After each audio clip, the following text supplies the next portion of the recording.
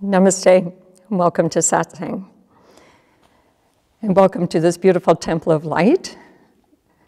It's situated, just in case you're brand new to coming here, it's situated on Kootenay Lake, which is a beautiful big inland lake in the province of BC. And spring has arrived. We're pretty excited here about it. The sun is shining. It's a beautiful, beautiful day.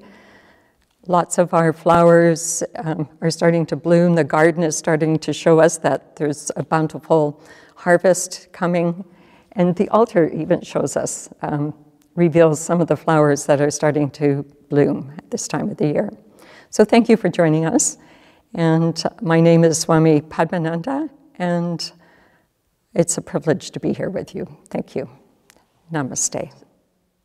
We have some candles lit here at the temple, within the altar. And we also have pictures of Swami Radha and Swami Radhananda. Swami Radha was the founder of the ashram, and Swami Radhananda was her successor. And without Swami Radha and without Swami Radhananda, we wouldn't be here. They've been our amazing support and have created what we know and have today. So this community today is, we like to, every time we come to Satsang, we like to honor our tradition. But if this is not part of your tradition, I'm sure there's somebody that has lit that light within you, a spiritual teacher, a family member, a friend. So in honor of all those who have supported us and helped us, I thought we could do a brief visualization. So gently close your eyes.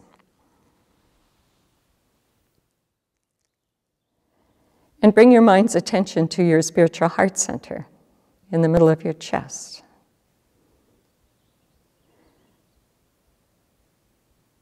And see an altar with a blue flame.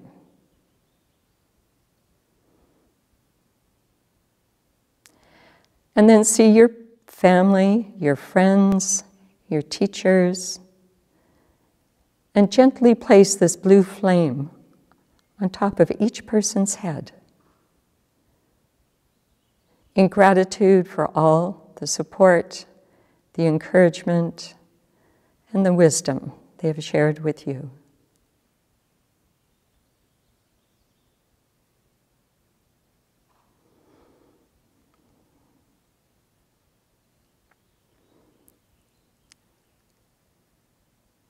Gently open your eyes.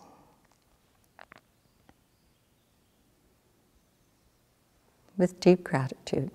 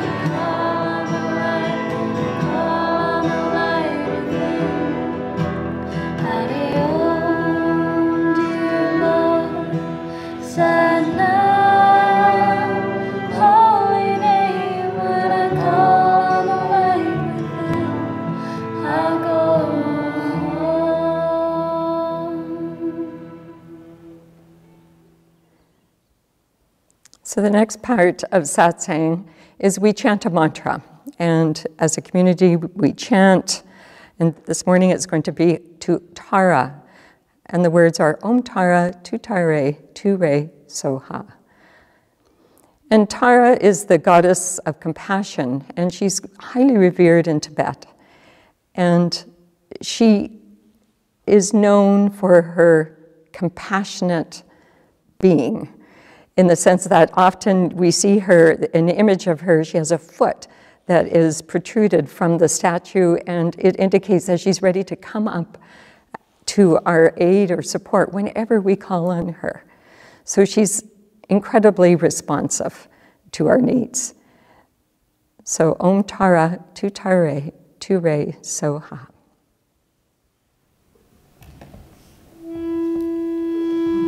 Om Tara, Tu Tare, Tu Re, Soha. Om Tara, Tu Tare, Tu Re, Soha.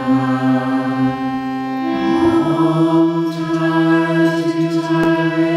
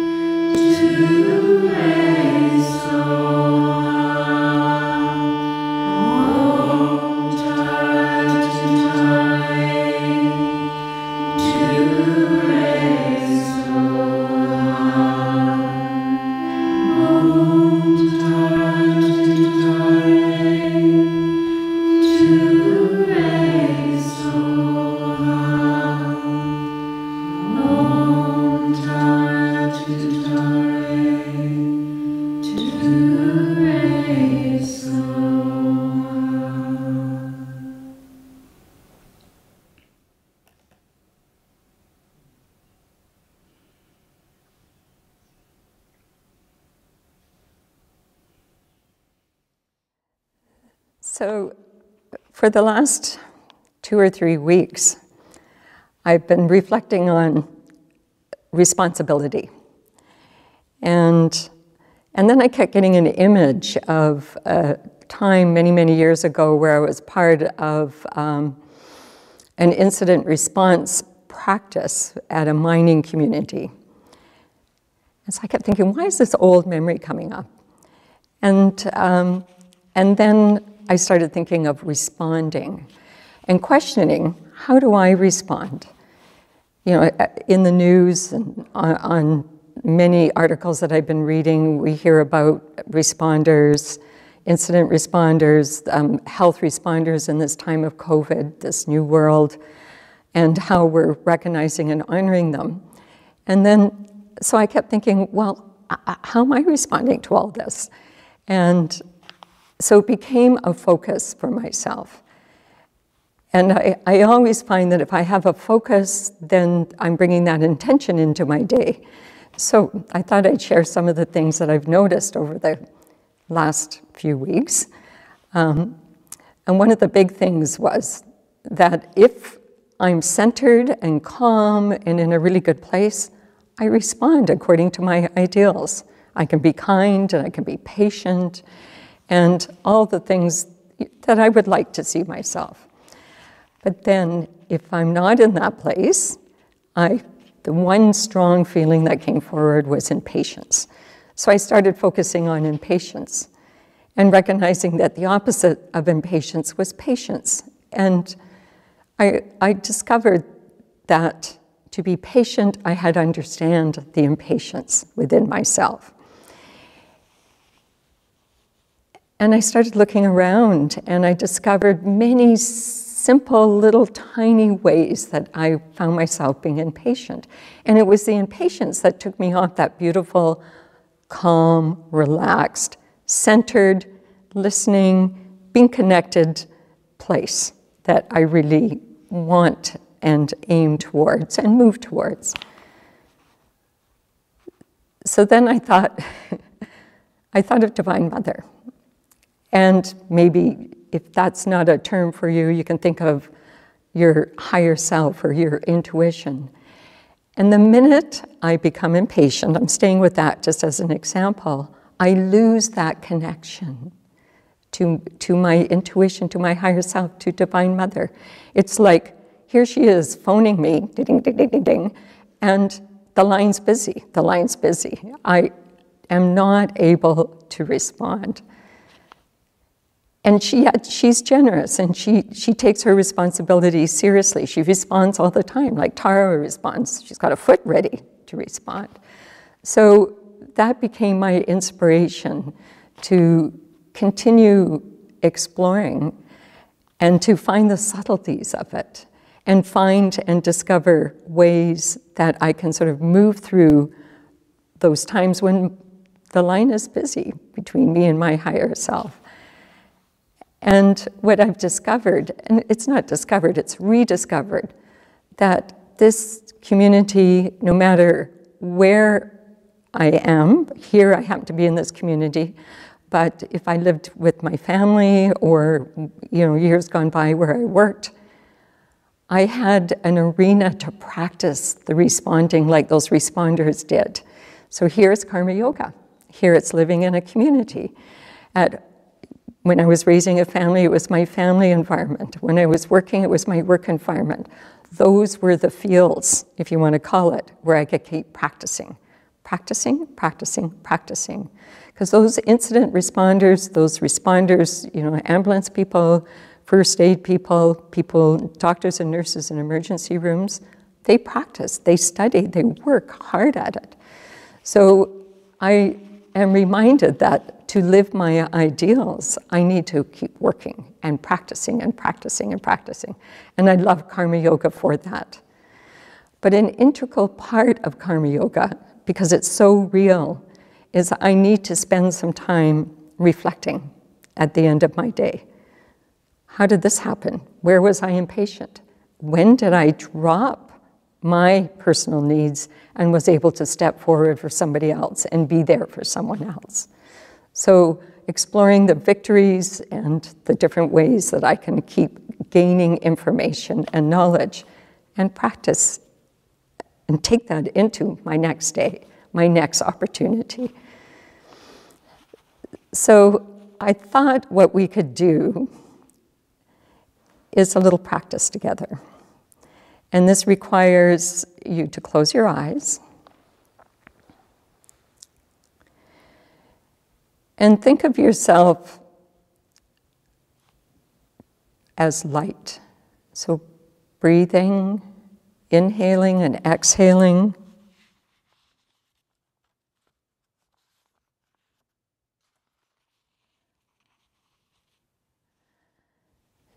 You can see yourself filled with light. It's a little stream of light entering your body through the top of your head. See your body filling with light. And allowing the breath and the light to bring you to that place of stillness, receptivity.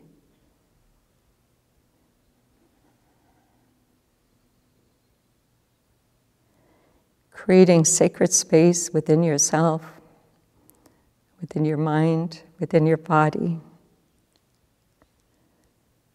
Coming back to your authentic self.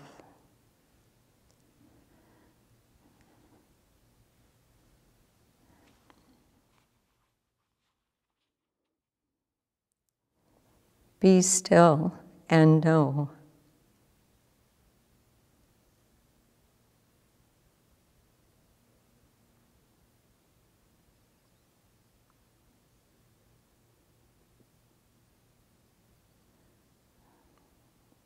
Be.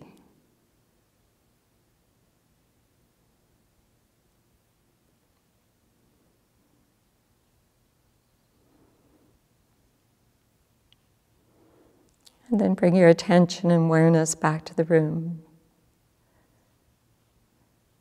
to your body. Gently open your eyes.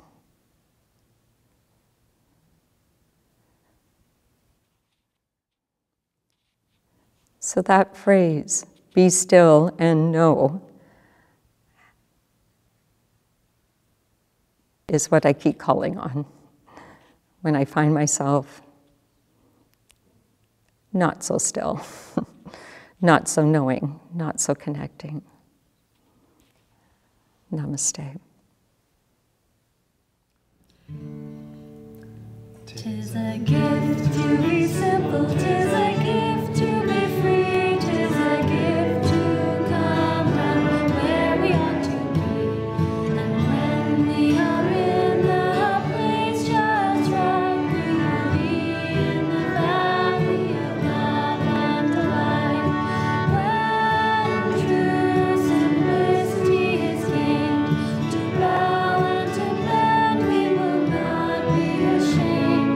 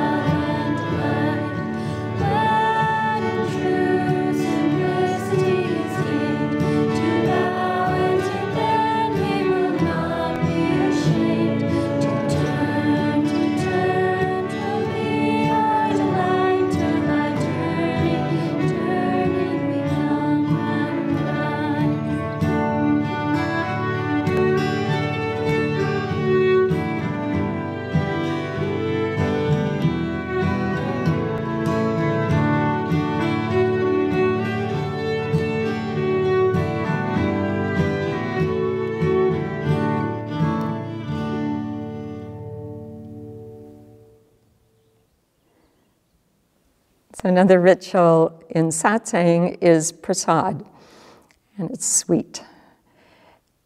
And this is an opportunity where we can honor and recognize and be grateful for the gifts that come our way in a day. And they can be many different things for different people. Right now, I'm feeling deep gratitude for the support of this community. So gently close your eyes and visualize yourself receiving grace. What are you grateful for? Allow your heart to open up in gratitude.